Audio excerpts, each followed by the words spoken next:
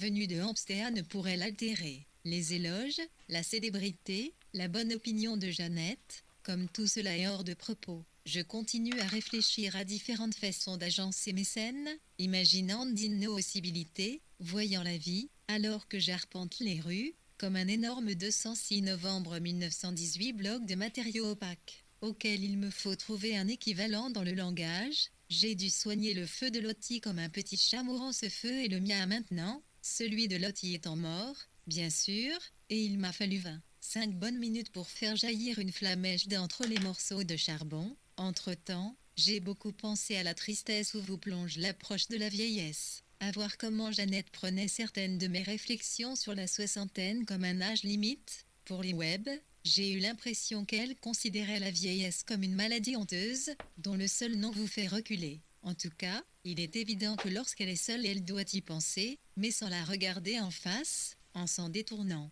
Et puis on dirait maintenant qu'elle cherche toujours à le voyer, elle nourrit une sorte de ressentiment personnel contre tous ceux qui, comme Liton, par exemple, se moquent de ce qu'elle considère comme sacré. Elle tombe dans cet insidieux traquenard qui consiste à croire que toute divergence d'avec les notables est temporaire et insolente, et elle défend ce point de vue avec émotion comme si sa propre réputation dépendait de la leur.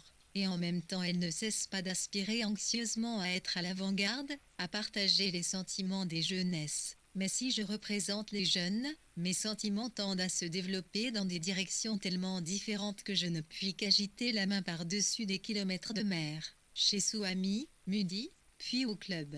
Samedi 9 novembre aujourd'hui, fête du Lord Maire, entre autres choses, et l'un des 2 derniers jours de la guerre, sans doute. Il est fort possible que d'ici à 1 heure Lottie apporte la nouvelle de la signature de l'armistice. Les gens se jettent sur la presse, mais si ce n'était parfois quelques remous autour d'un petit crieur de journaux et, dans le train, quantité de demoiselles de magasins armés de l'Evening News, on ne sentirait aucune différence d'atmosphère. Il semble que règne partout l'hébétude de la satiété. Ici, nous sommes allés de soulagement en soulagement. On entend le petit crieur de journaux annoncer que la Turquie s'est rendue ou que l'Autriche renonce, mais l'esprit n'en tire pas grand profit. Toute l'affaire était-elle trop lointaine et dénuée de sens pour qu'on en soit vraiment touché, tant lorsqu'elle durait, que maintenant qu'elle s'achève, Catherine Murray, que j'ai vue mercredi, aurait tendance à penser que la plupart des gens n'ont vraiment saisi ni la guerre ni la paix. Il y a 2 ou 3 semaines dans le train, j'ai entendu un civil débiter à une dame qui lui demandait si, à son avis, on allait faire la paix. J'espère bien que non, nous sommes en train de leur accorder tout ce qu'ils veulent, sans rien obtenir en échange depuis. Il est difficile de concevoir comment les civils les plus assoiffés de sang pourraient extorquer quoi que ce soit de plus à l'Allemagne. Le Kaiser continue à porter son semblant de couronne. Par ailleurs, il y a la Révolution, et, on l'imagine, un certain éveil de la population à la futilité de toute cette affaire. Et si nous nous réveillons, nous aussi, nous avons commencé à composer quel gardant cette semaine jeudi exactement, je crois. McDermott s'est séparé de ses 7 livres, après avoir bien inutile le 2e samedi de novembre. Chaque année, le Lord Mayor de Londres, accompagné d'un cortège splendide, se rend en grande pompe de la City aux cours royales de justice, dans le Strand, pour prêter serment devant le Lord Chief Justice. Ce fut précisément ce jour-là que l'empereur d'Allemagne Guillaume H fut contraint de renoncer à sa couronne et de s'exiler en Hollande nitrénacée. Mercredi, je suis allé à Hampstead et trouvé l'affreuse maison des Murray, tout en hauteur et qui donne sur la vallée. Catherine, debout mais enrouée et faible, se traînait dans la pièce comme une vieille femme. À quel point elle est malade, c'est difficile à dire. De prime abord, elle fait un peu mauvaise impression, mais cela s'améliore ensuite. Je crois que quelque part en elle subsiste, quoique beaucoup dénaturé, quelque chose de l'enfant. Elle dit que la maladie détruit l'intime de l'être, de telle sorte qu'on ne peut plus écrire la longue nouvelle qu'elle a écrite, ne respire que la haine. Murray est le monstre. Elle aime, veille sur elle au point qu'elle les déteste, tous les deux. Elle ne fait confiance à personne, elle ne trouve aucun réel. Lundi 11 novembre, il y a 20 minutes, on a tiré le canon pour annoncer la paix. Une sirène a ululé sur le fleuve. On les entend encore ululer. Quelques personnes coururent regarder à la fenêtre. Les freux tournoyaient, qui semblèrent un instant les participants symboliques d'une cérémonie mi-action de grâce, mi-honneur funèbre.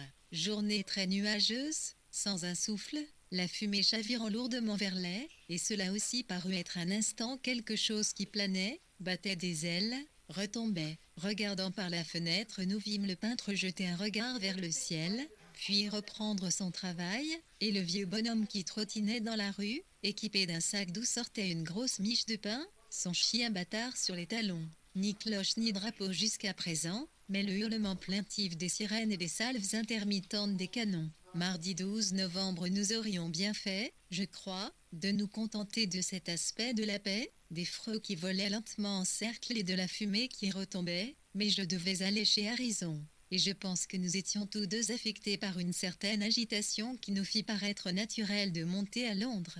La désillusion a commencé au bout de quelques minutes de train. Une grosse femme débraillée, en velours noir et plumes, avec ses dents gâtées qu'ont les pauvres, voulait absolument serrer la main de 2 soldats. Un grand merci pour vous, les gars, etc. Elle était déjà à moitié ivre et n'a pas tardé à exhiber une grosse bouteille de bière, dont elle leur a fait boire, puis elle les a embrassés, et pour finir nous l'avons vue courir le long du train en agitant la main vers les soldats impassibles.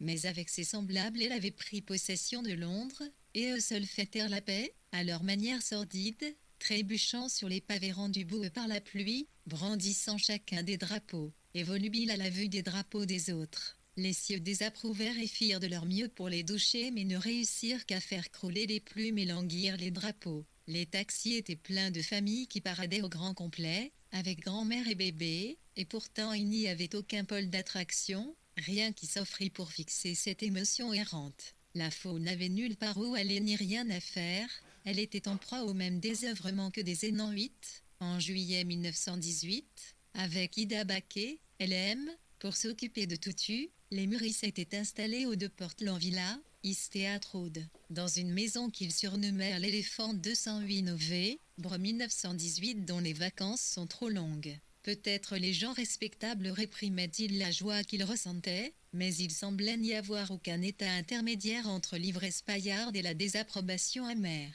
D'autre part, les gènes de toutes sortes mettaient à l'épreuve l'humeur de chacun. Au retour, partant à 4 heures, nous ne fûmes pas chez nous avant 6 heures. Les queues, la pluie qui trempait tout le monde, nombre de magasins fermés, aucune lumière à se procurer encore, et au fond de chacun la même agitation et la même impuissance à se calmer, en même temps que la même répugnance à faire ce qui s'offrait. Fin du cahier, pour terminer le journal de l'année 1918, et même pour les notes du 20, 22 et 24 janvier 1919. VW reprend par la fin un cahier d'écolier à couverture rigide qu'elle avait commencé à utiliser en janvier 1918 pour prendre des notes sur les livres qu'elle lisait ou dont elle faisait une critique. Cahier VI. Vendredi 15 novembre, je n'ai pas d'argent pour faire l'achat d'un autre cahier. D'ailleurs, si j'attends, la question du papier reprendra peut-être une fois de plus sa place dans l'échelle de mes plaisirs.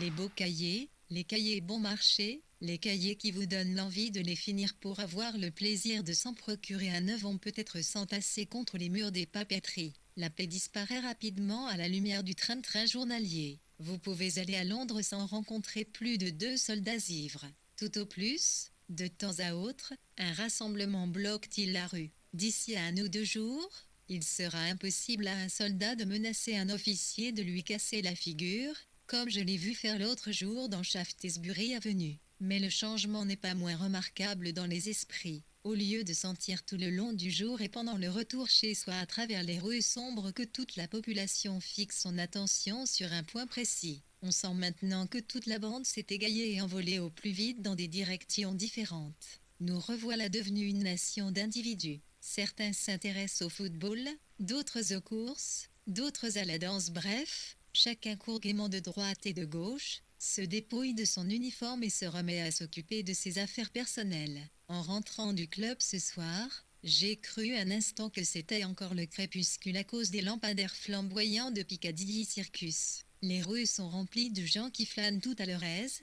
les boutiques resplendissantes de lumière. Mais c'est déprimant aussi. Nous avions du moins élargi notre esprit pour envisager quelque chose d'universel.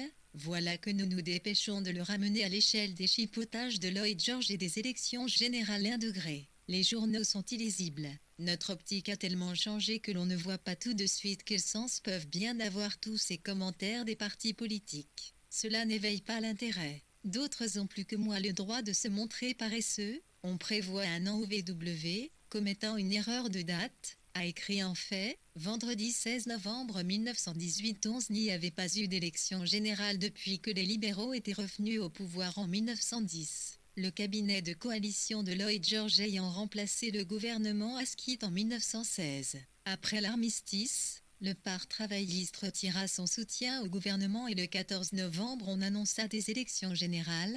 Novembre 1918, 209 de relâchement, sauf dans les professions libérales. Ils feront valoir leur volonté. Les masses-places joueront au football et au cricket, et iront chasser à la campagne. Dans notre cercle, le premier effet de la paix est que Desmond a recouvré sa liberté et que Gerald Shaw est revenu de Londres en annonçant qu'il lui fallait trouver un moyen de gagner 500 livres par an. Avant peu il y aura une foule considérable d'intellectuels à la recherche d'une situation. Desmond fait en ce moment ce qu'il sait faire à la perfection, se rendre à son bureau un peu plus tard chaque jour, prendre de plus en plus de temps pour déjeuner, et parfois ne pas retourner traverse-vailler. Il se propose de continuer ainsi pendant une quinzaine encore, puis il veut remiser pour toujours sa vareuse bleue et aura moins qu'en tranchant les boutons de cuivre il ne puisse s'en servir comme l'un par-dessus ordinaire. Il a un excellent moral, encore qu'il lui arrive parfois d'être déprimé par le souci de gagner sa vie. Il s'est avéré qu'il a l'intention de se proposer pour remplacer Solomon et Aglonef Statmo, car l'aigle s'envole plus haut. Je connais tant de gens qui écrivent bien, dit-il, et, si cela suffisait, il ferait un rédacteur en chef parfait. Après le thé, il nous a raconté le dernier épisode de l'Ironiade. Je crois qu'il y aurait la matière à tout un livre.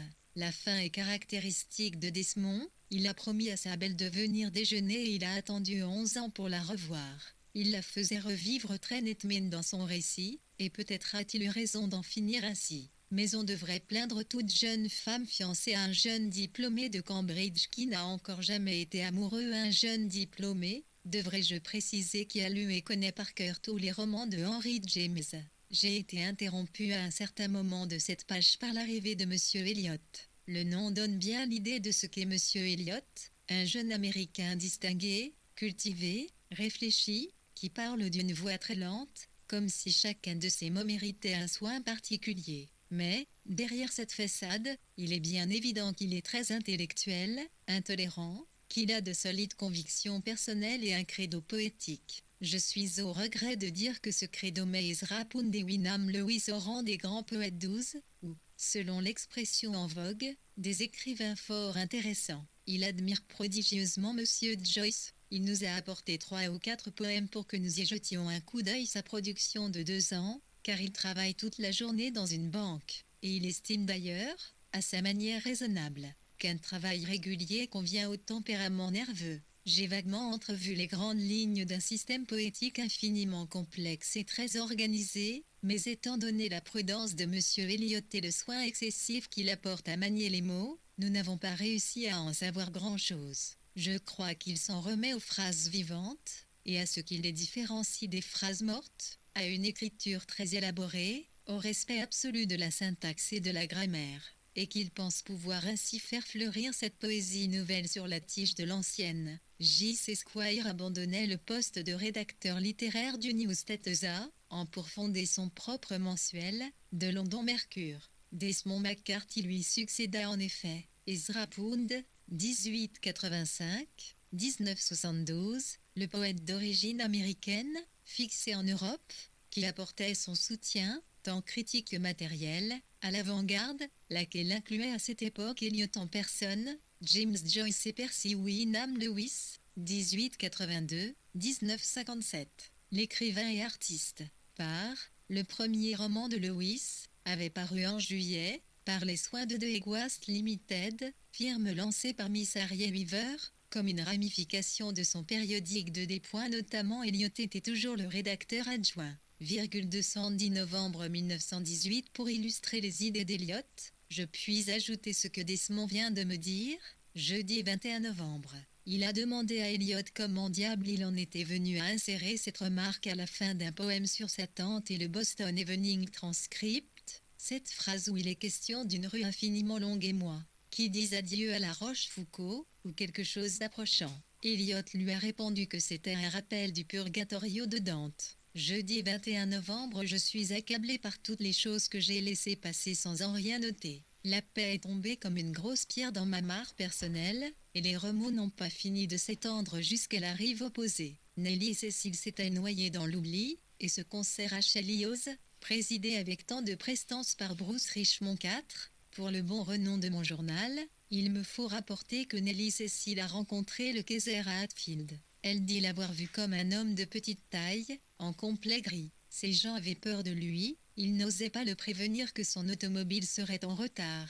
Il était romantique, très romantique. Je manque de place pour une description détaillée de Chelios. En bref, c'est une luxueuse copie d'une demeure du XVIIe siècle, mais, comme les Est et John Hornby et leurs semblables ne mettent jamais tous leurs œufs dans le même panier, la Renaissance italienne y est également représentée, Arthur XV aussi, qui est là, j'imagine, pour montrer qu'ils encouragent l'art anglais. Mais ils misent surtout sur George III.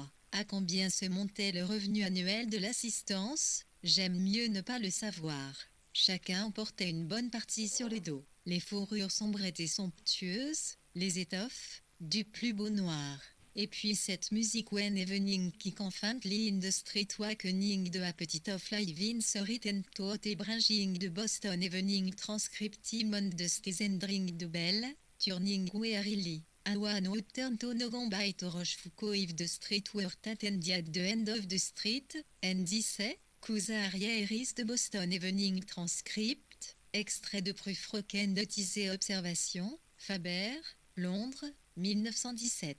Quand le soir s'anime tant soit peu dans la rue éveillant chez ceux-ci des appétits de vivre et portant à ceux-là le bostonien du soir je monte les marches et tire la cloche, me retournant d'un geste là, comme on le ferait pour dire adieu à la Rochefoucauld si la rue était le temps, et lui tout au bout de la rue et j'annonce, cousine Ariel, voici le bostonien du soir.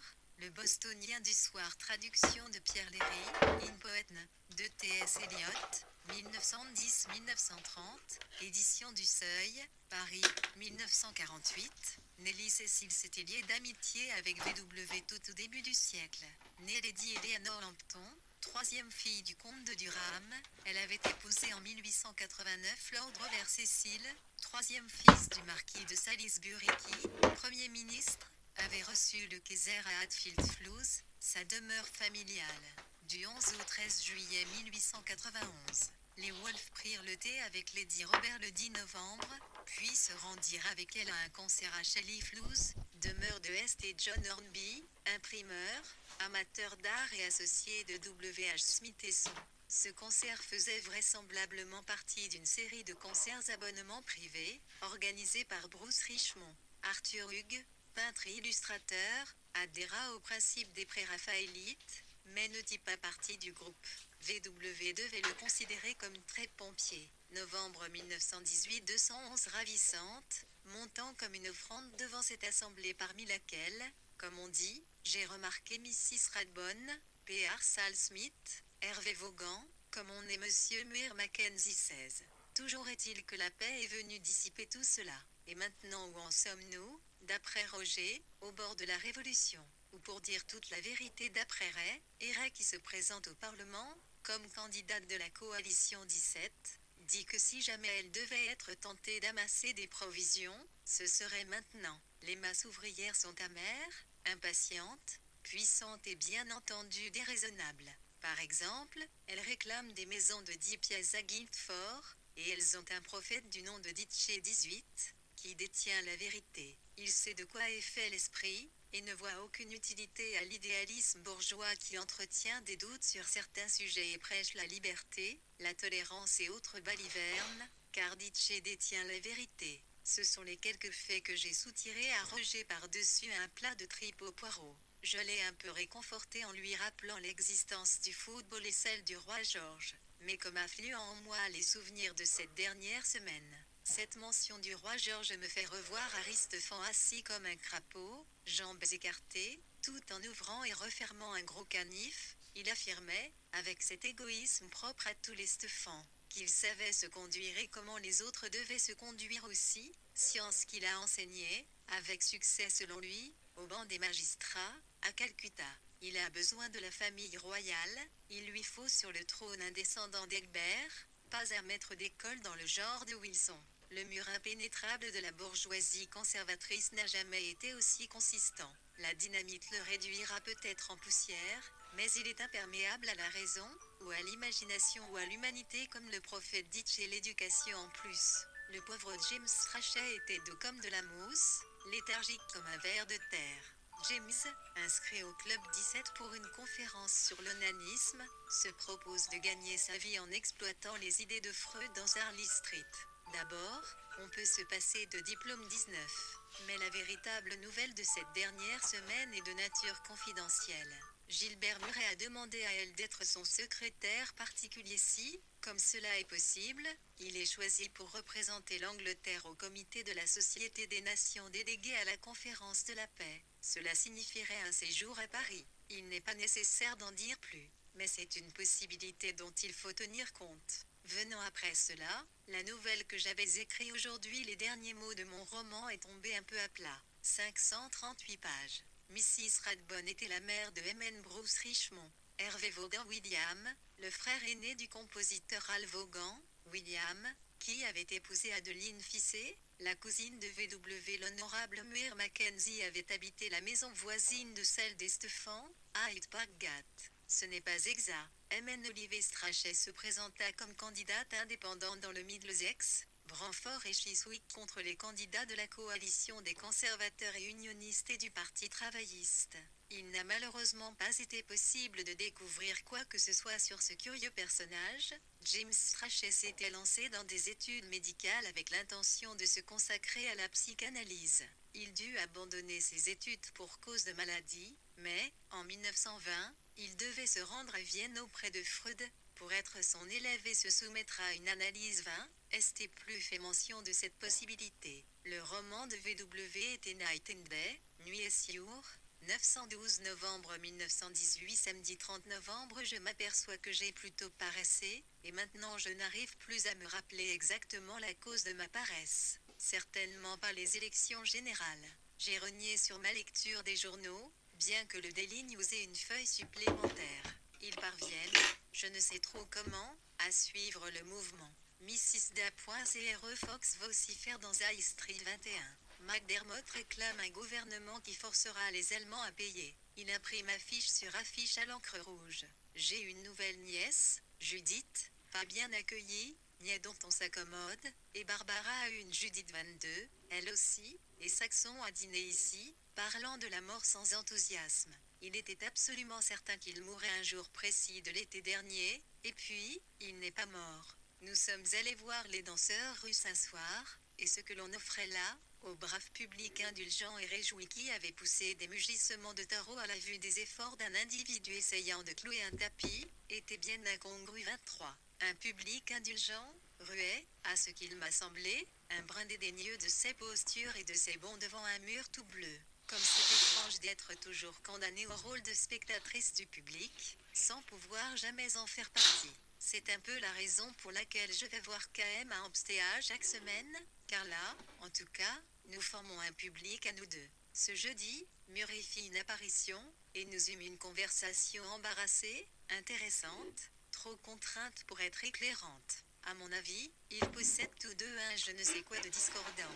Peut-être que dans mon arrogance je sens un peu trop qu'ils appartiennent au bas-fond, qu'ils ont toutes sortes de recettes à eux. Et puis cette manière de toujours mettre en avant qu'ils sont des artistes. Je m'exprime mal.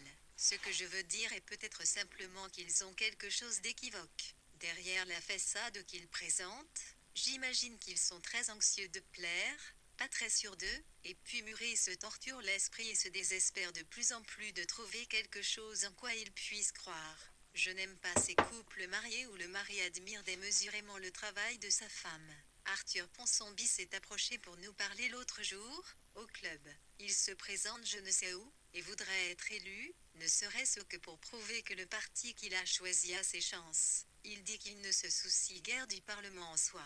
C'est un homme faible, moyennement intelligent, bienveillant, que l'étrange ordre du monde déconcerte en permanence, et inquiète aussi. Le fait qu'il vive dans un milieu différent de celui dans lequel il est né explique peut-être cela. Puis Mrs. Dacre Fox, qui avait brillamment milité pour le vote des femmes, se présentait à Richmond comme candidate indépendante. Dans son discours électoral, elle disait entre autres choses, « Si l'on veut regagner la confiance du peuple, il faudrait que les chefs de la nation prouvent leur sincérité en débarrassant les conseils d'État et la vie publique de tous ceux qui appartiennent par le sang ou par alliance à la race à laquelle la civilisation fait la guerre. » Judith, la seconde fille de Karine et Adrien Stephan, naquit le 20 novembre. Judith Bagenal, le 8 novembre. Le 28 novembre, les Wolf allèrent voir Lydia Lepokova et Léonide Massine dans Carnaval, au London Coliseum.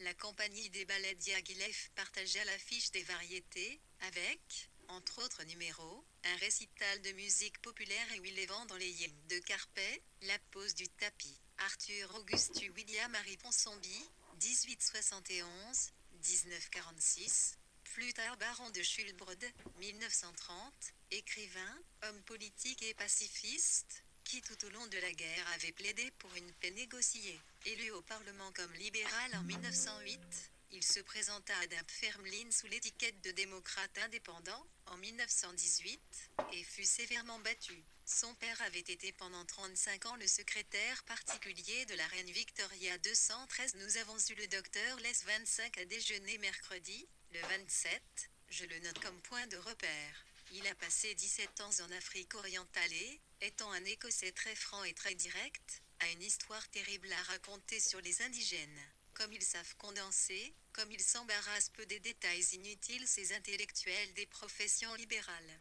Nous avons commencé aujourd'hui à imprimer avec notre petite machine, et maintenant il me faut consacrer mon attention la plus aiguë au manuscrit de Murray, affable fort critique, que j'ai rapporté dans mon sac, pour voir si nous ne pourrions pas l'imprimer 26. Mardi 3 décembre, à quel caprice de la mémoire dois-je de me rappeler que c'est l'anniversaire de Carlyle, peut-être est-ce parce que je lis Froude mais cela m'entraîne plus loin, et je me demande si quelqu'un d'autre y pense, et en ce cas si cela fait le moindre plaisir à Carlyle, et, ensuite, j'en viens à cette étrange superstition des littérateurs qui attribuent une valeur à la mémoire de la postérité, mais mieux vaut m'en tenir là. Il va me falloir reprendre une seconde fois le poème de Murray, que j'ai trouvé difficile à lire pour des raisons opposées à celles qui me font trouver Eliot difficile.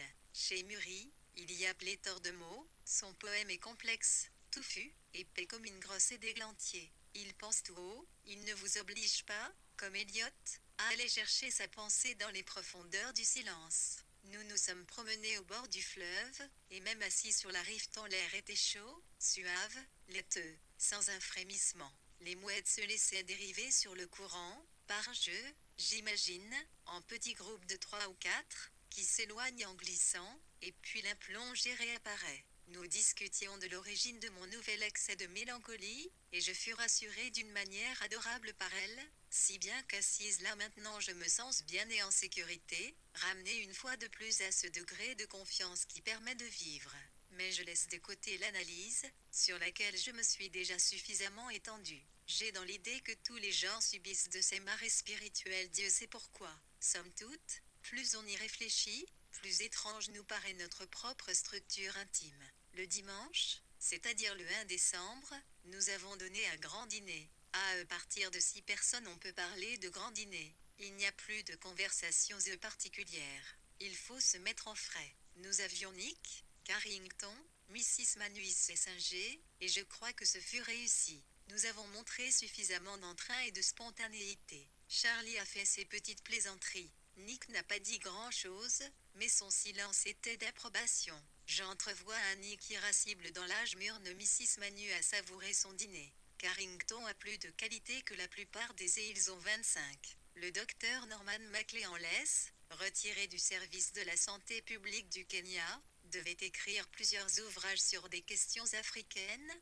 qui furent publiés par la Hogarth Press 26. Fable pour les critiques, ce poème, daté d'octobre 1913 et rebaptisé de Critique in Judgment or Belshazzar of Baronscourt, la critique jugée, ou Belshazzar de Baronscourt, fut publié par la Hogarth Press en mai 1919 à Nain. Thomas Carlyle était né le 4 décembre 1795 et mourut en 1881. Leslie Stephan, qui le connut, retraça sa vie pour le Dictionary of National Biography. J.W. Fraude, 1818, 1894, exécuteur littéraire de Carlisle, écrivit sa biographie. V.W. préparait un article de critique sur English Seaman in the siècle and Santuti, marins anglais du jeune. Nous avions descendu des fauteuils et supprimé le divan. Je ne me souviens absolument pas de quoi nous avons parlé. Sauf que Charlie a énergiquement dénigré à la fois Herbert Fissé et Gilbert Murray. On a déclaré qu'il n'aimait pas qu'on l'invite à rencontrer des personnes qu'on lui prétend intéressantes. Non,